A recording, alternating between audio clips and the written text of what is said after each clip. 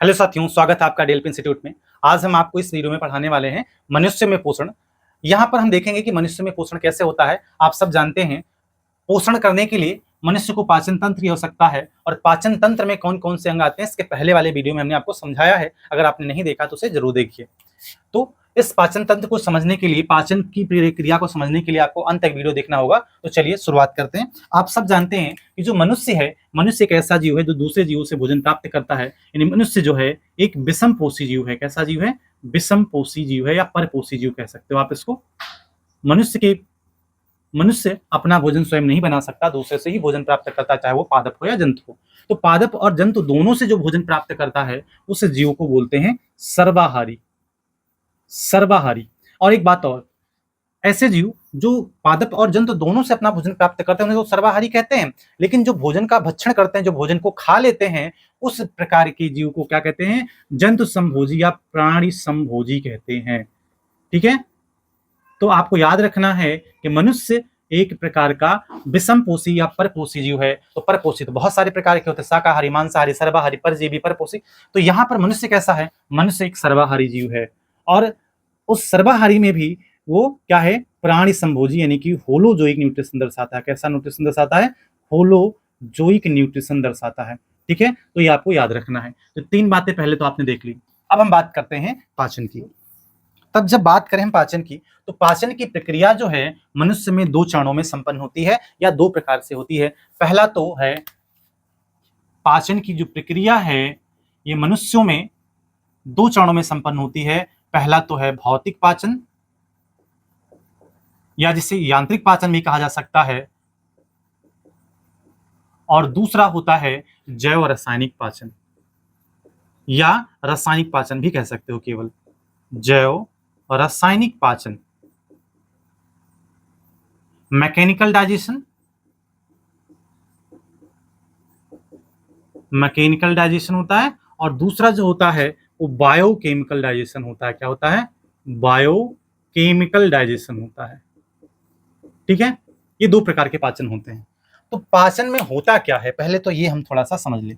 पाचन का मतलब ये है, जैसे जो आपने भोजन खाया, आपने जो रोटी का टुकड़ा खाया, क्या वो रोटी का टुकड़ा आपके शरीर में ऐसे ही उपयोग में आ सकता है? नहीं आ सकता, क्योंकि रोटी तो स्टार्च से बनी होती है और स्टार्च आपके शरीर में कहीं उपयोग में नहीं आता। तो आपके शरीर में उपयोग में क्या आता है? आपके शरीर में स्टार्च का जो छोटा रूप है, ग्लूकोज है, ग्लूकोज है, लैक्टोज है, ये सब उपयोग में आ सकते हैं। तो जो रोटी आपने खाया या जो भी आपने खाया, प्रोटीन आपने खाया, प्रोटीन वैसे उपयोग में नहीं आ सकती, अमीनो अम्ल के रूप में उपयोग में आ सकती है। तो भोजन के बृहद अणुओं को, यहाँ पे मैं इसकी डेफिनेशन लिख देता हूं। भोजन के जो बृहद अणु हैं या बड़े अणु हैं, भोजन के बृहद अणुओं को या बड़े अणुओं को, बृहद अणुओं को लघु अणुओं में बदलने की क्रिया को पाचन कहा जाता है। भोजन के बृहद अणुओं को लघु अणुओं में बदलने की जो क्रिया है, बदलने की क्रिया को क्या कहते हैं? पाचन कहते हैं।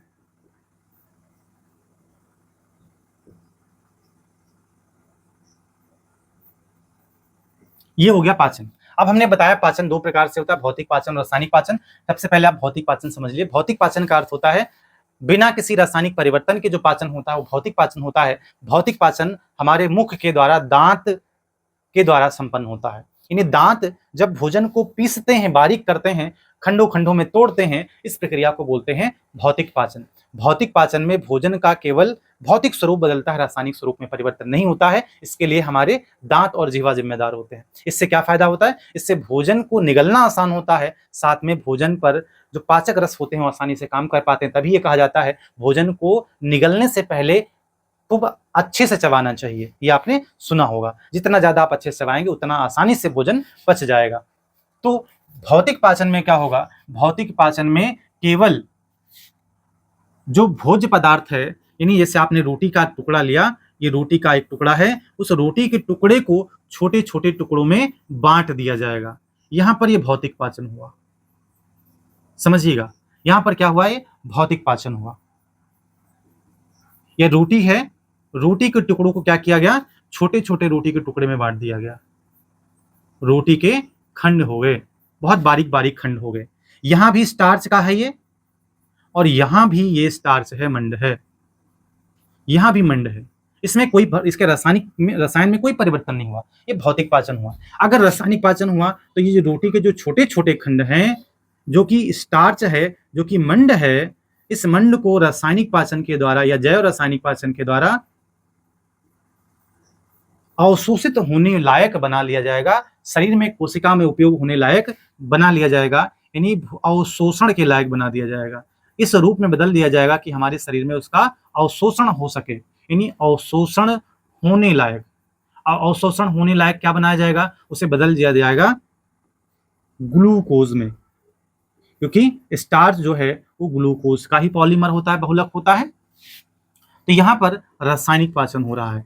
तो ये भौतिक पाचन और रासायनिक पाचन में आप यहां पर मेन डिफरेंस देख पा रहे हैं। अब भौतिक पाचन मुख के दांतों के द्वारा होगा, या मुख में दांत के द्वारा, जीभ के द्वारा होगा, दांत और जीभ के द्वारा होगा, आप कह सकते हैं मुख के अंदर होगा। जबकि रासायनिक पाचन पूरे आहार नाल में मुख से शुरू होता है, मुख में होता है, अमाशय में होता है, छोटी आंत में होता है। तो यहां पर ये एंजाइम के द्वारा होगा। ये किसके द्वारा होगा, एंजाइम के द्वारा होगा। ठीक है, ये बात आपको समझ में आ रही होगी। अब हम एक एक करके सभी अंगों में पाचन क्या क्या कैसे होता है ये हम समझ लेंगे, इसको आप नोट कर लीजिए। चलिए अब हम यहाँ पे देखते हैं, सबसे पहले मुख में किसका किसका पाचन होता है, यानी भोजन का मुख में पाचन, भोजन का मुख में पाचन, या सिंपल आप मुख में लिख सकते हैं, मुख में किस प्रकार के भोजन का पाचन होता है। ठीक है, तो अभी हमने बताया भोजन का मुख में भौतिक और रासायनिक दोनों पाचन होता है। मुख में लार ग्रंथियां पाई जाती हैं, और मुख में पाई जाने लार ग्रंथियां लाला रस, लार रस, स्लाइवा निकालती हैं, स्लाइवरी जूस निकालती हैं, कह सकते हो। और वहां पर पाए जाते हैं कार्बोहाइड्रेट पाचक एंजाइम, जिसका नाम टाइलिन होता है, जिसे स्लाइवरी एमाइलेज कहते हैं। और वहां पर निकलते इलेक्ट्रोलाइट, जिस कारण से हमारे मुख का पीएच जो होता है स्लाइटली एसिडिक होता है, 6.8 होता है। और टाइलिन जो होता है वो 6.8 पर हमारे मुख में उपस्थित जो आपने कार्बोहाइड्रेट खाया है, जो आपने स्टार्च खाया है, उसको तोड़ करके डाइसैकेराइड में कन्वर्ट कर देता है। ठीक है, तो यहाँ पर हम बात करें मुख में, तो मुख में भौतिक और रासायनिक दोनों पाचन होते हैं, लेकिन हम यहाँ पर बात कर रहे हैं केवल रासायनिक पाचन की। तो मुख में सबसे पहले कौन से एंजाइम होते हैं, इसको आप याद रख लीजिएगा। एंजाइम कहाँ से आते हैं इसको हमने बताया है। तो एंजाइम निकलता है कौन सा, टाइलिन। और टाइलिन जो है, इस टाइलिन का दूसरा नाम स्लाइवरी एमाइलेज या लार एमाइलेज भी है। क्या नाम है, लार एमाइलेज, लार एमाइलेज। ये कहां से निकलता है, ये लार रस में पाया जाता है या लार में पाया जाता है, जो कि लार ग्रंथियों के द्वारा निकलता है, लार ग्रंथि द्वारा स्रावित होता है। इस बात को आप ध्यान दीजिए। ये क्या करता है, जो स्टार्च होता है, जो पॉलीसैकेराइड है, जो बहुशर्करा है, जो मंड होता है, ये मंड जो क्या है, पॉलीसैकेराइड है, जो कि बहुशर्करा है, पॉलीसैकेराइड है, जो कि बहुशर्करा है, इसको क्या करता है, इसको डाइजेस्ट करता है। किसमें डाइजेस्ट करता है, द्विशर्करा में डाइजेस्ट करता है। द्विशर्करा कौन सी, माल्टोज में बदलता है। ऊपर माल्टोज लिखना चाहिए मुझे, मैं ऊपर माल्टोज लिख देता हूं, माल्टोज में बदल देता है। ये क्या है, ये डाइसैकेराइड है। क्या है ये, डाइसैकेराइड है। ठीक है, डाइसैकेराइड में बदलता है, द्विशर्करा में परिवर्तित कर देता है। कौन परिवर्तित करता है, टाइलिन नाम का एंजाइम। टाइलिन की स्पेलिंग पी से शुरू होती है, टाइलिन। मैं हिंदी में ही लिख देता हूं, क्योंकि हिंदी मीडियम के लिए क्लास मैंने स्टार्ट की है। टाइलिन, और ये टाइलिन जो है मुख के पीएच पर केवल 6.8 पीएच पर ही काम करता है, जो मुख का पीएच भी होता है। इसको भी आप याद रख सकते हैं कि मुख का पीएच कितना होता है, 6.8 होता है, स्लाइटली एसिडिक होता है। यहाँ पे और भी एंजाइम मैंने बताया था लार ग्रंथि में पाए जाते हैं, लाइसोजाइम। जो लाइसोजाइम क्या करेगा, जो बैक्टीरिया भोजन के साथ चला गया है उसको डाइजेस्ट करेगा, उसको नष्ट करेगा। तो हो गया पहला, आपने देखा मुख में पाचन। मुख में बस इतना ही पाचन होता है, बाकी कोई पाचन, रासायनिक पाचन नहीं होता, भौतिक पाचन होता है, जो हमने बताया रोटी के या भोजन के टुकड़ों को छोटे छोटे बारीक टुकड़ों में तोड़ दिया जाता है दांतों की सहायता से। ठीक है, अब हम बात करें अगले भाग, ग्रसनी या ग्रास नली में किसी भी प्रकार का पाचन नहीं होता है, ग्रसनी के द्वारा भोजन को निगला जाता है, और ग्रास नली में किसी भी प्रकार के डाइजेस्टिव ग्लैंड्स नहीं पाई जाती हैं और ना ही भोजन वहां कुछ भी देर के लिए रुकता है, इसलिए ग्रास नली में किसी भी प्रकार का पाचन नहीं होता है। लेकिन आप याद रख सकते हैं कि ग्रास नली में एक ग्लैंड पाई जाती है जिसके द्वारा म्यूकस का स्राव बहुत जरूर होता है, जिसे कहते हैं गॉबलेट सेल्स पाई जाती है जो म्यूकस का स्राव करती हैं, यानी कि श्लेष्मिका निकालती है, जिससे भोजन को खिसकने में आसानी होती है। ठीक है, तो अब हम यहां पर बात करें अगले अंग जिसका नाम है अमाशय। अमाशय कैसा होता है? अमाशय में भोजन के पाचन की अगर हम बात करें तो आप सब जानते हैं कि जो अमाशय है एक जे आकार का थैला है जो हमारे बाएं तरफ होता है, जहां पर भोजन 3 से 4 घंटे के लिए रुकता भी है। इस बात को ध्यान रखिएगा। और अमाशय में कौन कौन से एंजाइम होते हैं पहले इसको हम नोट कर देते हैं।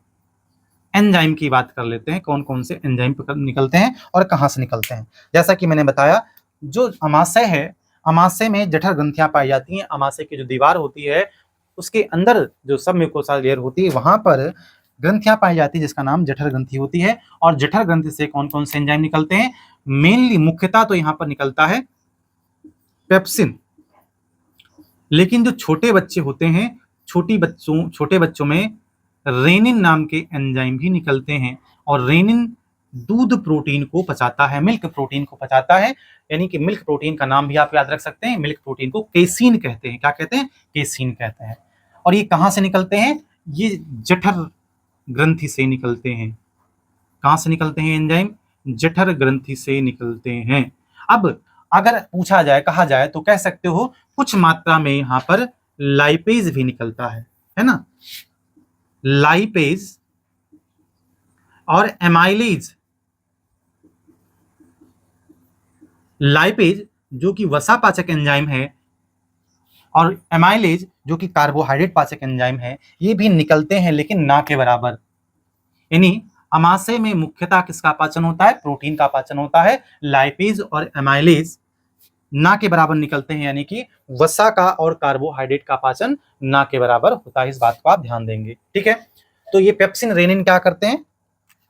सबसे पहली बात तो भोजन जब अमाशय में पहुंचता है तो लार के साथ मिला होता है, और लार के साथ मिले हुए भोजन को, जो भोजन मुख से आता है लार के साथ मिले हुए भोजन को, उसे कहते हैं बोलस। यानी अमाशय में भोजन बोलस के रूप में प्राप्त होता है जहां पर लार मिला होता है। सबसे पहले वो अम्ल के साथ घुलता है।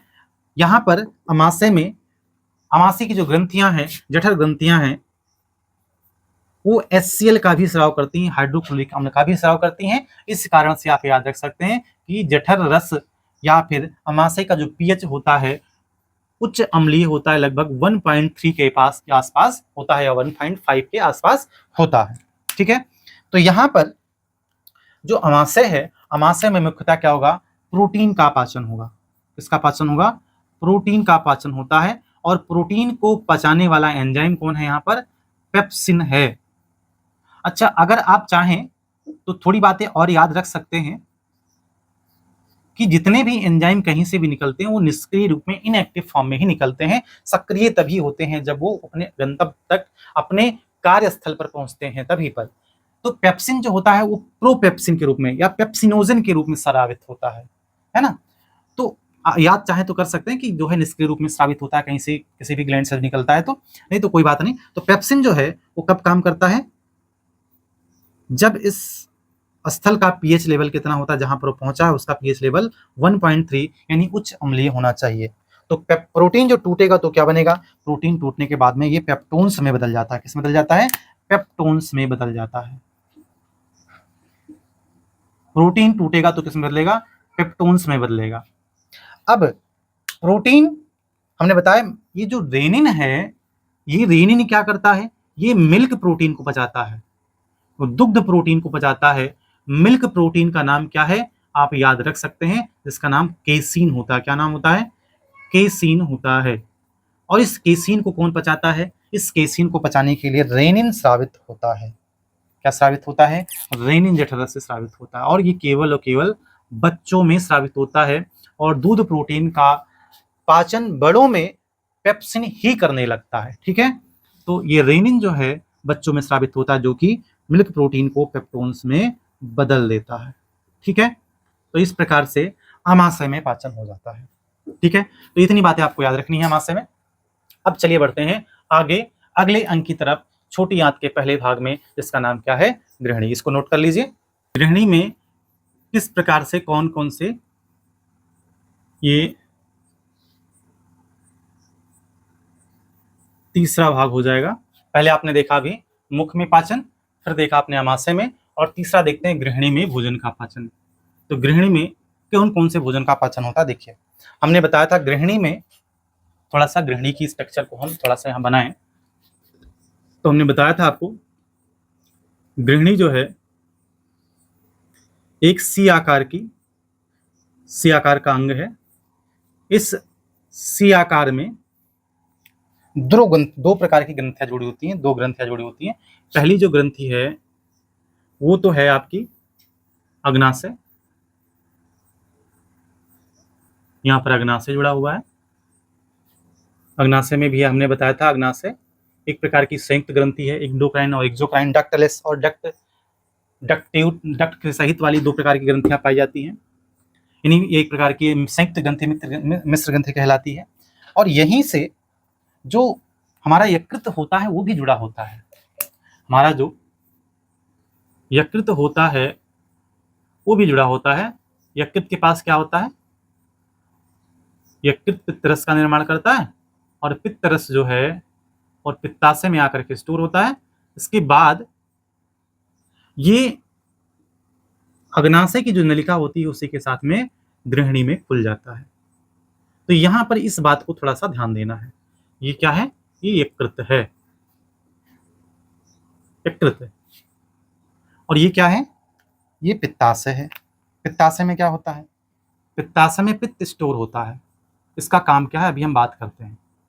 ठीक है, यहाँ पर पित्ताशय जहाँ पर पित्त स्टोर है, और पित्ताशय की जो वाहिनी है ये यकृत से आई हुई वाहिनी जो पित्ताशय के साथ जुड़ी हुई है, तो इसी का नाम हिपैटोपैंक्रियाटिक डक्ट है। इसी को बोलते हैं यकृत अग्नाशयी नलिका, क्योंकि यहाँ पर ये दोनों साथ में जुड़ी हुई हैं। तो इस वाले जंक्शन को बोल देते हैं यकृत अग्नाशयी नलिका। जो यकृत अग्नाशयी नलिका होती है वही आकर के यहाँ पर खुलती है। कहाँ पर खुलती है? गृहिणी में खुलती है। ठीक है, तो चलिए हम देखते हैं सबसे पहले यहाँ पर जो हमारा अग्नाशय है, अग्नाशय में कौन कौन से रस होते हैं और यकृत से कौन कौन से रस आते हैं। तो देखिए, जो पित्ताशय है यहाँ पर पित्त रस यकृत द्वारा बनाया जाता है, स्टोर किया जाता है। तो पित्त रस, पहली बात, जो पित्त रस है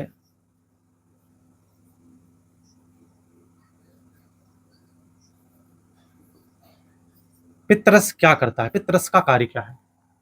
यदि हम पित्त रस की बात करें तो अभी आपने देखा मुख द्वारा जो भोजन आया था उसका नाम बोलस था, वो स्लाइटली एसिडिक था। लेकिन अभी आमाशय में पहुंच गया वो तो उच्च अम्लीय है, स्ट्रॉन्ग एसिडिक है, पीएच लेवल 1.5 के आसपास होता है। और यहाँ पर जो गृहिणी है, गृहिणी पर जो एंजाइम होते हैं वो स्लाइटली बेसिक मीडियम में काम करते हैं। तो जाहिर सी बात है जो भोजन आया है उसकी अम्लता को भी नष्ट करना होगा।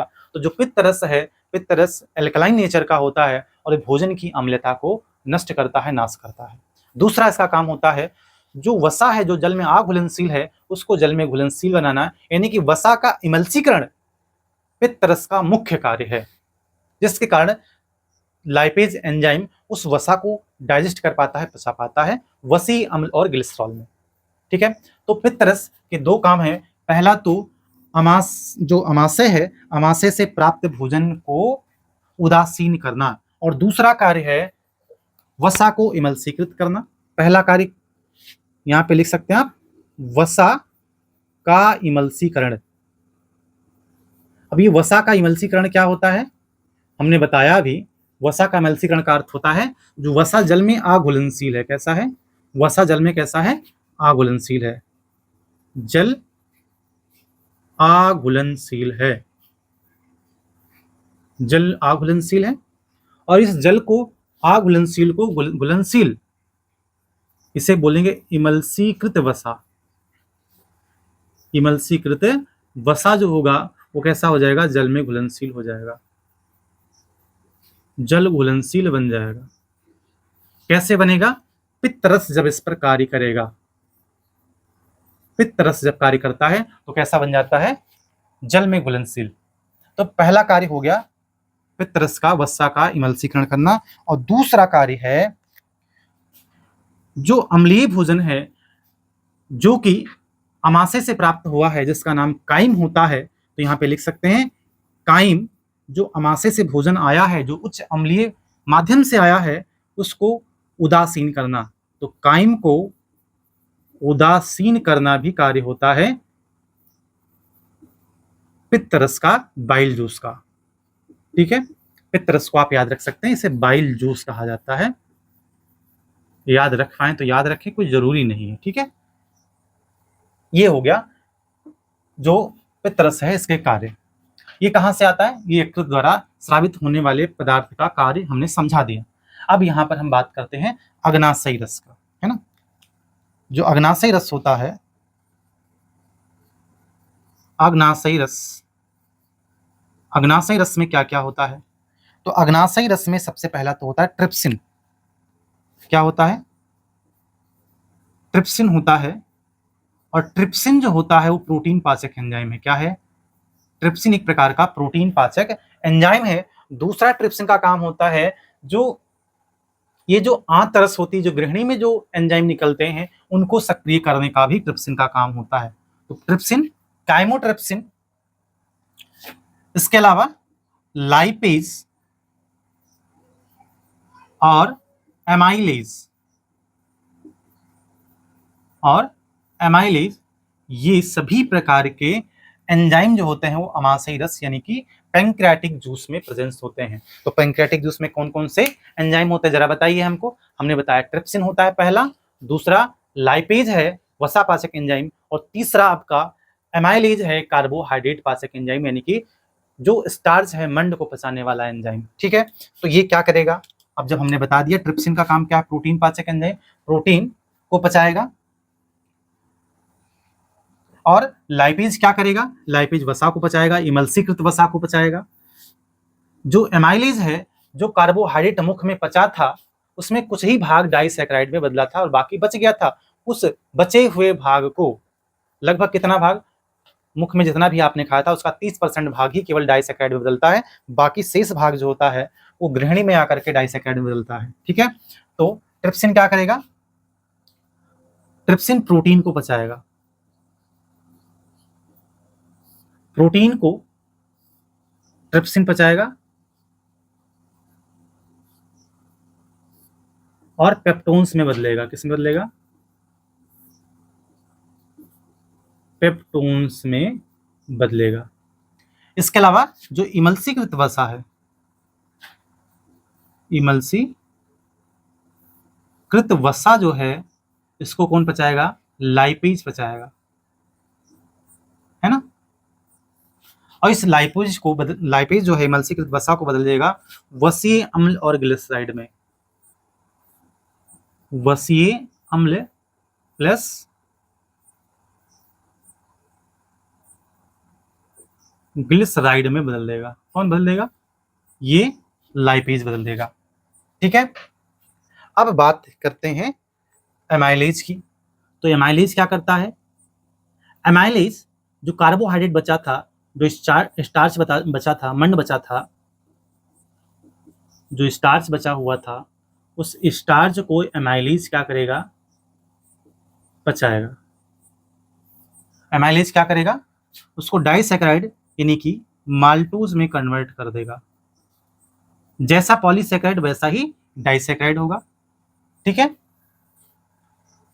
तो इस प्रकार से क्या होगा, अमाशय के अंदर जो रस स्रावित होता है, जो एंजाइम निकलते हैं वो अपना कार्य संपन्न करते हैं। अगला भाग कौन सा है, आंत्र, यानी कि जो आंत है, आंत में कौन कौन से रस निकलते हैं, यानी आंत रस में छोटी आंत के अन्य भाग जो हैं, यानी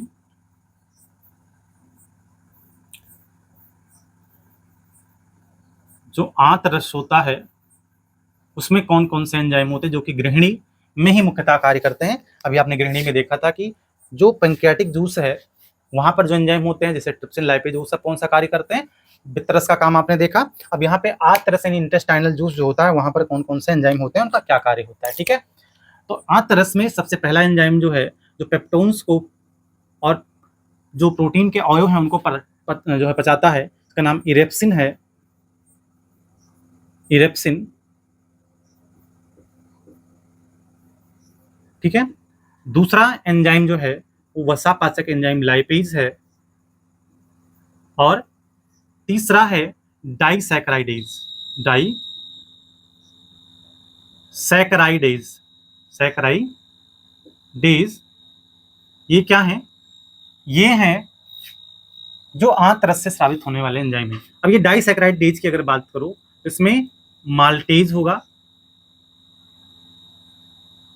माल्टेज पहला डाइसैकराइड एंजाइम है जो माल्टोज को पचाएगा, सुक्रेज होगा जो सुक्रोज को पचाएगा, और लैक्टेज जो लैक्टोज को पचाएगा।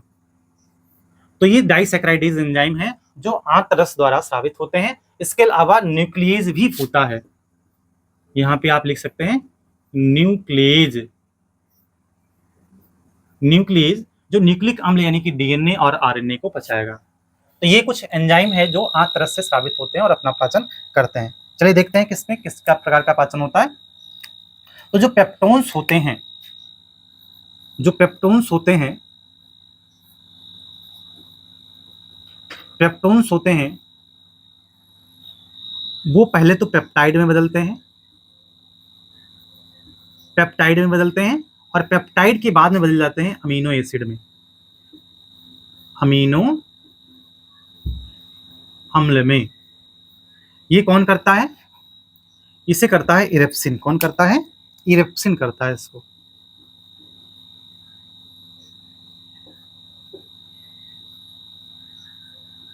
इरेप्सिन, ठीक है, कौन करेगा इसको, इसको इरेप्सिन करेगा, ठीक है।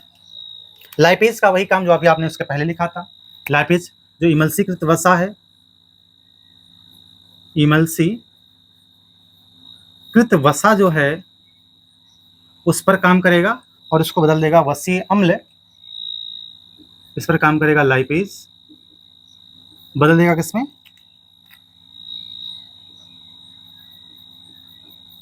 वसीय अम्ल, और ग्लिसराइड बदल देगा, ठीक है। अगर हम बात करें माल्टेज की, तो माल्टेज किसको पचाएगा, माल्टोज को पचाएगा जो डाइसैकराइडेज है। माल्टोज को कौन पचाएगा, मैं यहां पे लिख देता हूं डाइसैकराइड पहले, माल्टोज।